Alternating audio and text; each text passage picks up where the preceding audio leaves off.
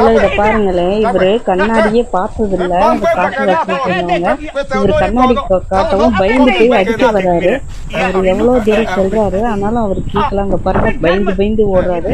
திரும்ப அவரு கூப்பிட்டு பக்கத்துல காட்டுறாரு, பயப்பட தேவையில்ல, நீங்க பாருன்னு சொல்லி. முடியாதுன்னு சொல்லிட்டு அவர் போறாரு.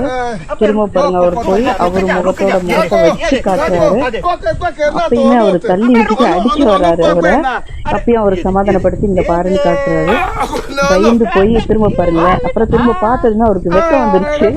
வெக்கம் வந்து சிரிப்பு வருது.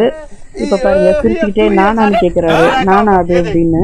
நானா, ஆமா நீதான் அப்படின்னு சொல்றாங்க. உடனே அவர் பார்த்துட்டு பயம் இருந்தாலும் அவர் இப்படி பண்றது பார்க்க நமக்கே ஆச்சரியமா இருக்கு. இப்படி கூட மனுஷங்க இருக்கிறாங்க. கண்ணாடியே பார்க்காதவங்க இப்ப உலகத்துல நிறைய பேர் இருக்கிறாங்கன்னு இப்பதான் நம்மளுக்கே தெரியுது. இதை பத்தி நீங்க என்ன நினைக்கிறீங்கன்னு கமெண்ட்ல சொல்லுங்க. நன்றி, வணக்கம்.